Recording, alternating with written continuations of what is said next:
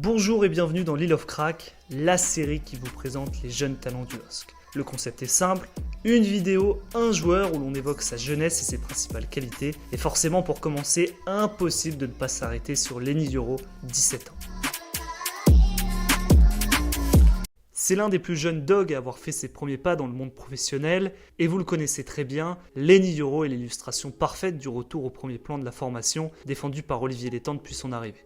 Tout a commencé pour lui un soir de mai 2022, le LOSC se déplace en Côte d'Azur pour y affronter l'OGC Nice, et Jocelyn Gourvenec décide de faire entrer le jeune Yoro, alors âgé de 16 ans, à la place d'Angel Gomez, la faute à un effectif ric-rac. Lancé dans la cour des grands, Yoro fait ses premiers pas dans le championnat. Mais c'est réellement sous Paulo Fonseca que les choses vont s'accélérer pour lui. Le technicien portugais met très peu de temps à déceler l'immense potentiel du français. Il le fait démarrer titulaire contre Toulouse le 17 septembre 2022, alors qu'il pouvait tout à fait titulariser Alexandro aux côtés de José Fonte ou repositionner Diakité dans l'axe.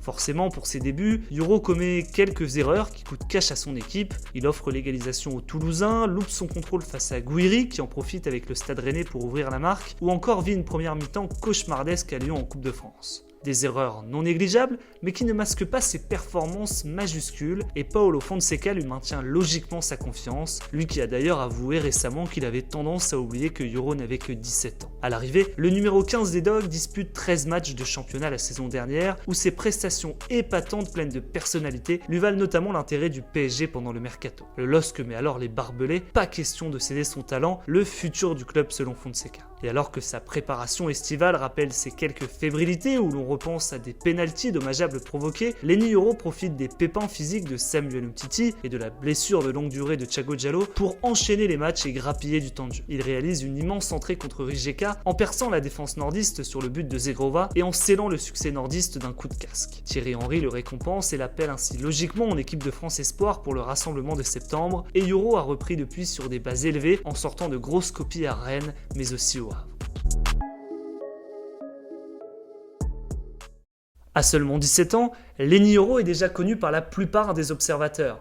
On a d'ailleurs souvent tendance à le comparer à Raphaël Varane, une association plutôt pertinente qui permet de se représenter le potentiel du garçon. Déjà impressionnant physiquement par son mètre 90, Lenny Yoro est très à l'aise dans les duels. Il arrive généralement à prendre le dessus sur ses adversaires grâce notamment à un bon sens du placement, couplé à une intelligence de jeu qui lui permet souvent de surgir sur ses opposants. Mais le domaine où il brille le plus est celui de la relance. Lenny semble en effet très à l'aise balle au pied et très beau à voir jouer. Il est très efficace à la fois dans les passes progressives que pour couper des lignes.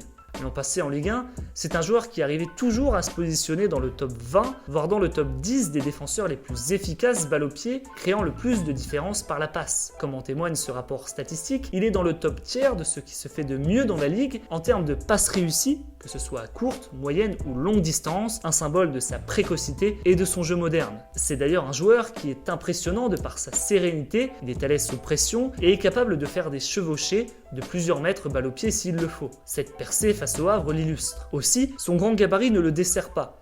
Il a plutôt une bonne pointe de vitesse et sait compenser ses quelques errances défensives par une capacité de tacle plus élevée que la moyenne. En parlant de ses écarts, son principal défaut est son inconstance, ou plutôt ses erreurs défensives régulières qui ne lui permettent pas encore de pouvoir être indiscutable à son poste. Tous les supporters lillois gardent en tête ses passes en retrait loupées, ses erreurs de jugement, ses quelques duels manqués et parfois sa mauvaise entente avec ses coéquipiers. Si cela arrive à tous les joueurs de faire des erreurs, le problème de celle de Yoro est qu'elle mène très régulièrement à une action adverse, à minima dangereuse et parfois même à des buts.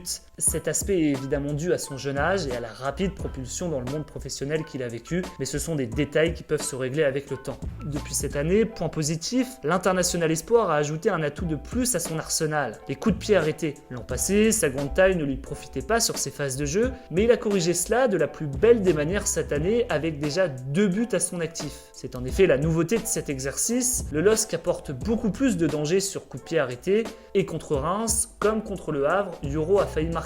Ce n'est pas encore un joueur tout à fait fini, ce qui ne lui permet pas d'être un titulaire indiscutable en défense, aux côtés de joueurs plus expérimentés que lui, comme Diakité et Umtiti, mais pourtant il entretient une belle concurrence avec Alexandro, souvent suspendu. Alors en clair, quand Yoro aura corrigé ses principaux défauts, il pourra véritablement bousculer la hiérarchie et tenter de s'imposer en tant que titulaire. Mais pour combien de temps ? C'est une autre question. Son contrat expire en 2025 et il faudra être extrêmement solide pour refuser les offres démentielles qui risquent de se présenter.